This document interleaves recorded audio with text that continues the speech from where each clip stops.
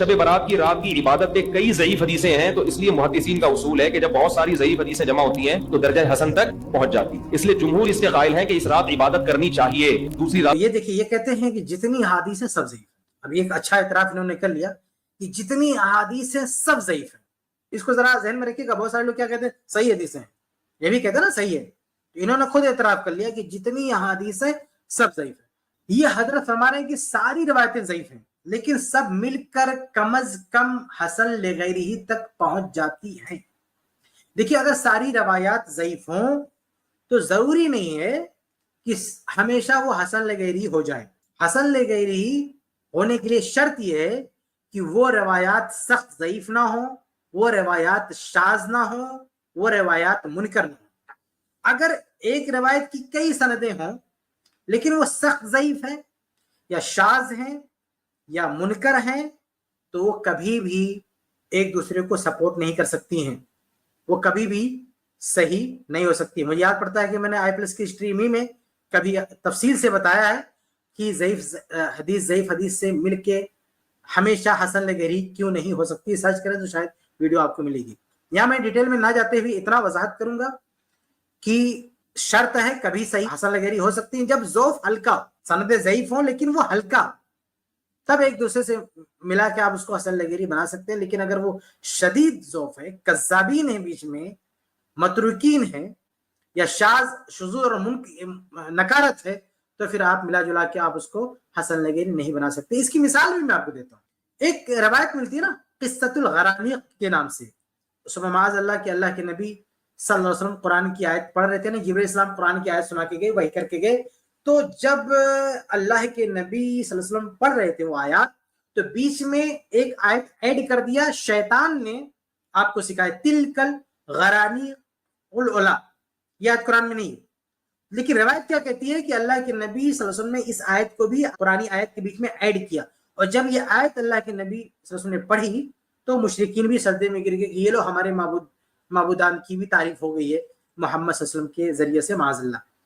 یہ روایت بتائیے اللہ کے نبی صلی اللہ علیہ وسلم پر کتنا بڑا الزام لگا رہی ہے کہ معاذ اللہ جو وحی نازل ہو رہی تھی اس میں آپ نے ایڈ کر دیا شیطان کے بہکاوے میں آ کر.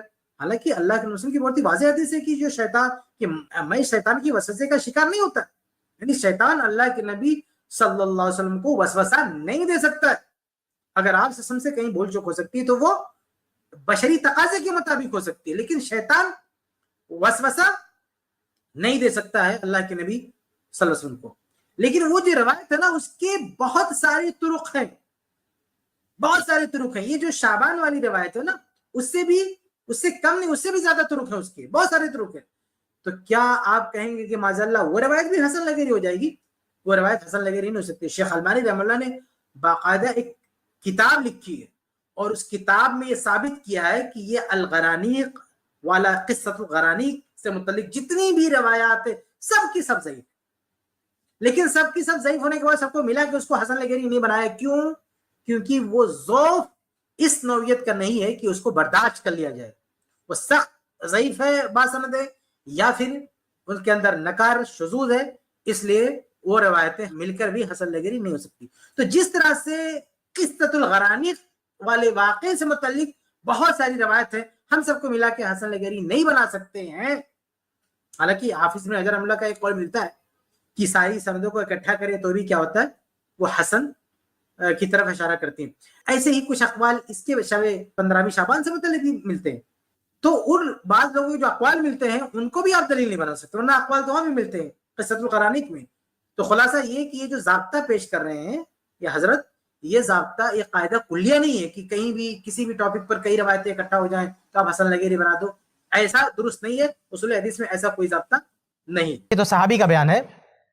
ایک تابعی ہے سعید ابن المسیب رحمہ اللہ، بہت بڑے تابعی ہیں، بہت بڑے فقیہ ہیں، بہت بڑے امام ہیں.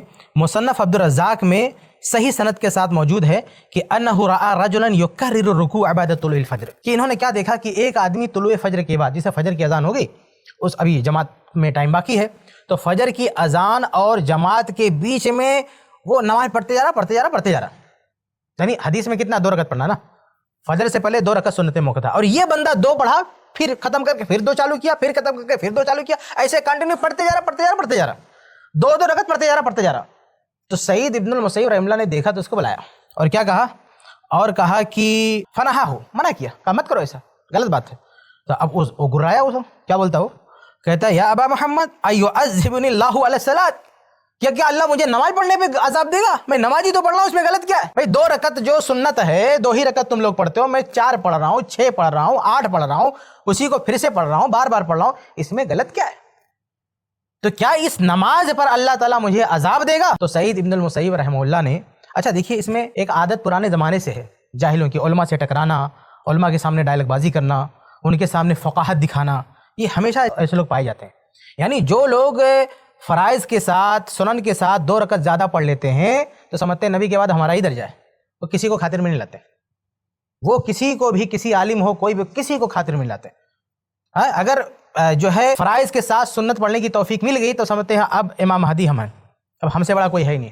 तो देखिए कौन उनसे बात कर रहा है, सईद इब्नुल मुसैब रहमतुल्लाह, जो अपने वक्त के बहुत बड़े इमाम हैं, बहुत बड़े, इतना बड़ा आदमी उनको समझा रहा है कि तुम ये जो नमाज पढ़ रहे हो गलत है।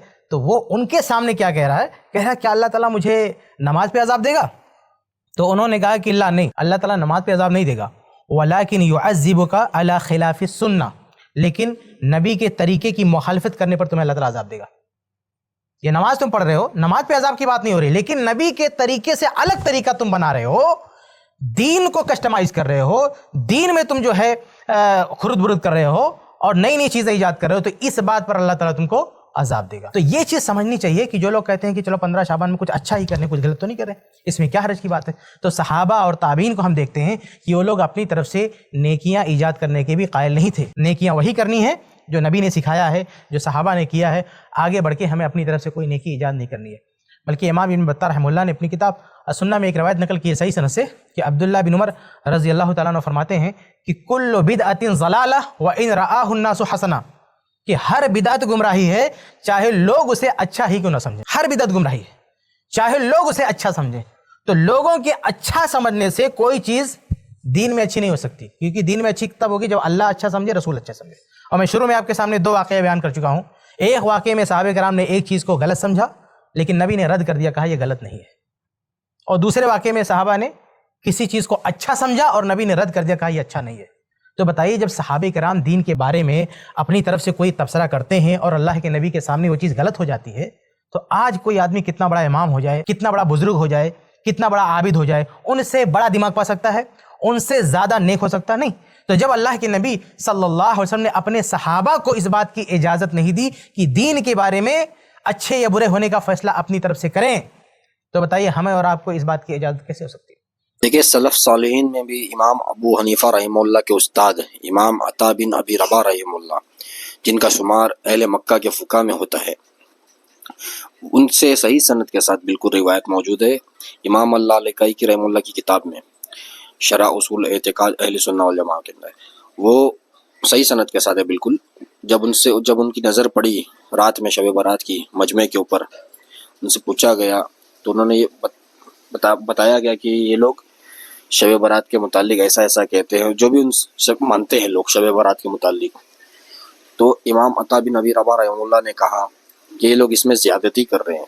मेरा मानना ये है, मैं तो ये मानता हूँ, ये मैं उम्मीद रखता हूँ कि ये तो रोज़ हर रात वाला मामला है, हर रात में इस तरह का मामला होता है, यानी जो मगफिरत की होती है, अल्लाह ताला आसमान और ज़मीन पे नाजिल होता है, हर रात के आखिरी पहर में ये मामला होता है। तो उन्होंने ये 15 शाबान की रात को तमाम रातों जैसा मामला ही समझा, कोई अलग से खास नहीं समझा।